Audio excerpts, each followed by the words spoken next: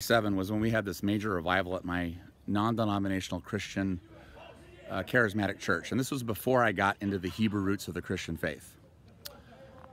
And this evangelist preached on getting the sin out. I mean, get the sin out. And it led to genuine repentance on my part and many that were going to the church that were sort of hypocrites or not genuinely converted. It was an awesome time.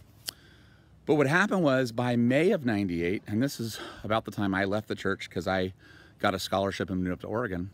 By about May to September of '98, which is when this bridge was being renovated and constructed and put in place, the revival died at my church because the pastor was getting pressure from another pastor, because we were doing a lot of street preaching down in downtown Austin, this Party Street, and some of the church members of this neighboring church were down there at the Party Street that we were rebuking, and so this neighboring pastor sort of put pressure on Ron Ray to stop the preaching, and so the revival just died. It just died, and Ron Ray compromised, and so what happened was, because Ron Ray, the pastor of this church, compromised, and then that evangelist wound up leaving, the revival died, and it turned into this apostate strange fire because Trinity Christian Center turned its name into LifeSpring, and they became really apostate because they started adopting dominion theology and this sort of third wave charismatic Pentecostal stuff that started in the late '90s and has really taken over the Assemblies of God and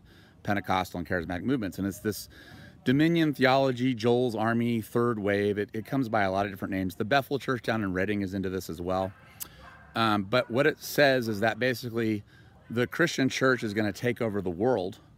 They're going to take over Hollywood and the media and the schools. The Christian church is going to take over the world.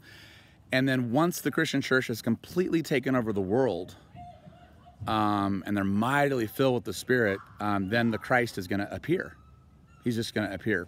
Preterists and partial preterists also sort of help undergird this because they believe Jesus already came back metaphorically in 70 AD, and now, you know, they're just waiting for the Christ to appear.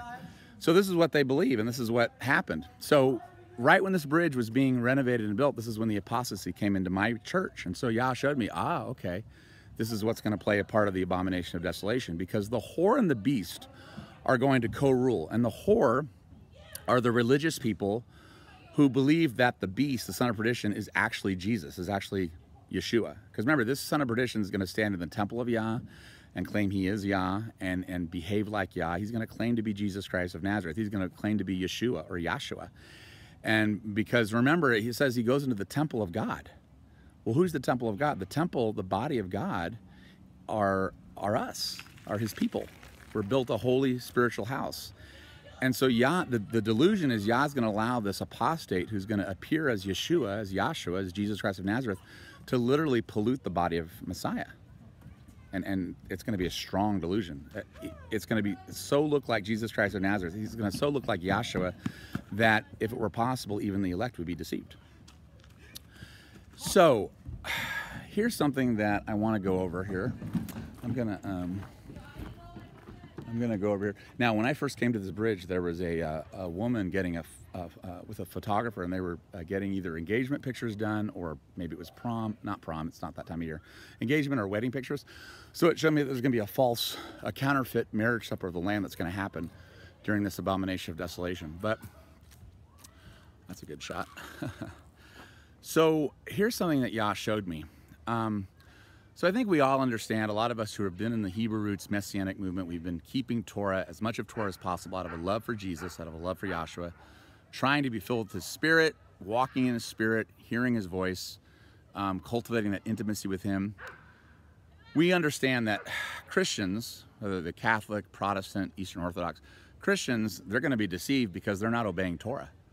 They're following apostate, you know, they're doing Sunday, they're eating pork, and they're not following the true Jesus Christ of Nazareth. So of course it's going to be easy for an apostate Jesus to show up because they already serve a lawless Jesus. Jews, the Orthodox Jews who are trying to keep Torah as much as possible, they lack the Spirit. They've rejected Messiah. Even the Karaites, like Nehemiah and Gordon, that reject a lot of the Talmud, they still reject Messiah, and they elevate their own Talmudic beliefs, which there is a Karaite Talmud, by the way. Oh yes, there is. They may not call it that, but there is. So the Jews, they're going to be deceived because they reject the Messiah as well. And they're not really obeying Torah. They're obeying man-made traditions. That's why they don't put the blue in their tzitzit. That's why a lot of them won't even study Torah. They study Talmud and the Mishnah and Kabbalah, but they don't get into Torah. They will deliberately skip over Daniel chapter 9 because of the rabbis controlling them. It's very much like the Catholic Church, where they go to the rabbi, just like the Catholics go to their priests. But they're not really walking in Torah. They think they are, but they're not. It's very much like the first century Pharisees and Sadducees, who claimed they were obeying Torah, but actually they were following a bunch of man-made traditions that violated Torah. So they're not really keeping Torah, and so they'll be deceived because they're looking for it's funny, 2,000 years ago, they were looking for a warrior to destroy Rome, and of course he came as a meek lamb to be slaughtered.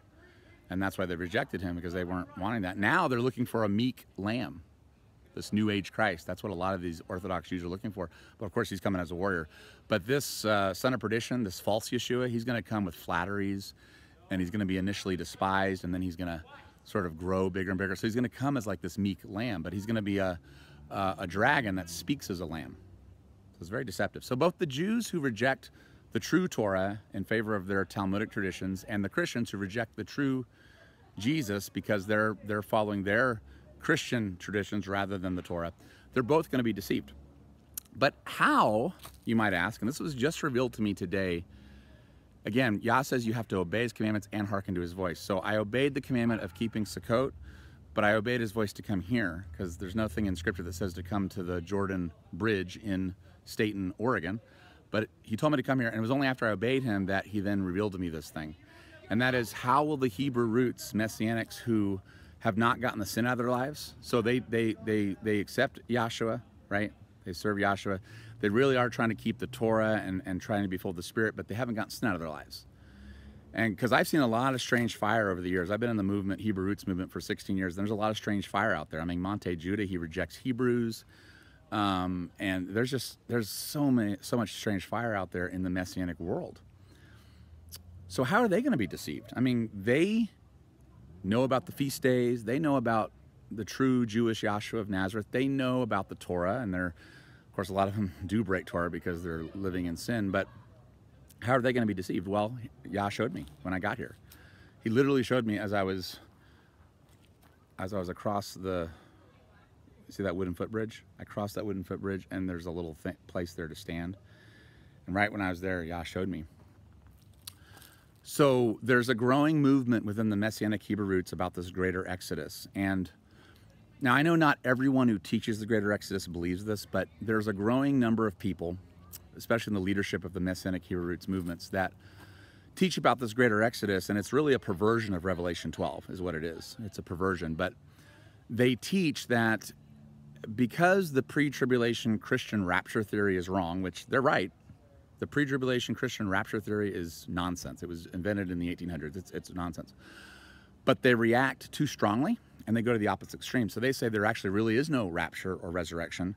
That when Paul talks about this in 1 Thessalonians 4, either they reject Paul, and there's a growing number of them that do reject Paul, or if they accept Paul, they actually think 1 Thessalonians 4 is talking about it's a more spiritualized thing.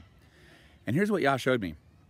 These people that aren't going to actually accept 1 Thessalonians 4 as a literal, I mean, what I believe is that on Yom Teruah and during the days of that seventh trump between Yom Teruah and Yom Kippur, at some point, the dead of Messiah are going to rise, the two witnesses are going to rise, the graves are going to burst, it's going to be a public, they're going to literally rise up into the skies, they're transformed into their immortal bodies, and then we who alive and remain, as we're in the safe place, we're also going to basically literally transform and rise up. We're going to literally rise up into the sky and literally meet the real Yahshua of Nazareth in the clouds. It's going to be a literal event, just like it was literal when he was on Mount Olives and he told the disciples to wait 10 days for Shavuot before they go out and do the Great Commission. He literally ascended for the last time up into the clouds, and he was swallowed by a cloud. It's a literal event. But what they're going to say is, no, this is more of a spiritualized thing, and what's going to happen is the abomination of desolation is going to go down, where the son of perdition is going to reveal himself. And by the way, this is the timing of this. It's going to be some future year, right around Purim, because that's the Haman thing. Remember, Haman issues this 11-month decree, and the son of perdition is going to issue an 11-month decree to basically slaughter anyone who doesn't take his mark or his name or serve his image. Now that 11 months that's in embedded in the Purim feast. It's actually cut short to 5 months. It's cut short by 6 months. It's cut short to 5 because in Revelation we read in the 5th trumpet where this abomination of desolation goes down. It's only a 5-month period in which the son of perdition consolidates his power and sets up his new world order, and you know, captures those who won't serve him. So it gets cut short, which Yahshua talks about. So this decree goes out. That's the abomination of desolation. He's basically saying, look, you're going to worship me. I am Yeshua. I am Yahshua. Project Blue Beam will probably make it look like he comes from the sky with this angelic host. I mean, it's going to look really deceptive. But what's going to happen is this perversion of Revelation 12, which is this greater Exodus teaching, is that these Hebrew roots and Messianics that have not dealt with all the sin in their lives, but still have a lot of truth and have been walking in the Spirit. Some of them have walked in the Spirit. Like Michael Root, he used to walk in the Spirit. He used to be anointed back in 2001, but then he got into sin, and now he's a clown.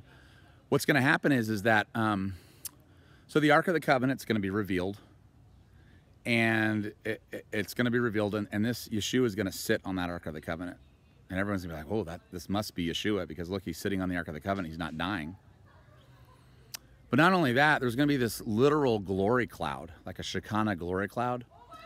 And the Hebrew roots and Messianics, and even on the Christian side of things, the Dominion theologists and the third wave, Joel's army, they're going to go into this glory cloud, the Shekinah glory cloud. They're going to go into this, and they're going to basically be convinced, as they go into this glory cloud, they're going to be convinced this is truly Yahshua, and they're going to be reprobate at that point. I mean, it's over. They're gone. They are convinced he is the real Yahshua of Nazareth. They are convinced. And then they're going to say, look, we were right about 1 Thessalonians 4. We're not caught up in the sky. We go into the cloud. We meet Yahshua in the cloud. It's this glory, Shekinah glory cloud that's actually this delusion that Yahweh himself sends. And that's how they're going to be deceived. So it's very important, especially if you've been in the Messianic Hebrew roots movement for a while or even for a short time, that you take 1 Thessalonians 4 literally. We are literally going to be caught up. Our bodies are going to be transformed in a twinkling of an eye. This is also in 1 Corinthians 15. It's in Daniel 12. It's in Revelation 10 and 11. We're literally going to be caught up. So any event that happens before that, it's not the real Yahshua. Okay? Those who are going to be alive and remain, those are the Philadelphians. You've got to be in Philadelphia before this goes down, because once the abomination of desolation goes down, when Purim is fulfilled, it's just a very short time between Purim and Passover, unleavened bread. And these two witnesses, they're going to start their 1260-day ministry on Lamb Day, because Lamb Day is always 1260 days before Yom Teruah, 3.5 years later, and Yom Teruah, of course, is the fulfillment of the resurrection. Now, we still don't know the day or the hour, even when they start, because we don't know if that 3.5 days that they lay dead is part of the 1260 or not. So we still don't know the day or the hour. But by the time the two witnesses begin their ministry, the woman in Revelation 12 was already in the safe place, because the woman's only there for 1260 days as well. So right around Lamb Day of the year that this Purim decree goes down, which is only like 30 to 60 days later, depending on if you have an 8-hour bed or not, you've already got to be a Philadelphian believer with all the sin out, and learning the word of the patience and having the key of David and all those things, or you're either going to be martyred or you're going to take the mark of the beast. Or you're going to, one of the two. So it's very important that you understand this before we get to a Purim. And remember, Yahshua even said, pray that your flight not be in winter or on a Shabbat, because then will great tribulation. And what is Purim? It's a 2-day sort of Sabbath rest in the winter. That's when the abomination of desolation, the great tribulation, begins. So you got to get your stuff ready and be in part of Philadelphia before, late winter of any given year. You better. Which is interesting, because Hanukkah comes before that, and that's rededicating yourself. But you really get yourself right now if you're not, because today's the day of salvation. You don't know if you're going to die tomorrow or tonight.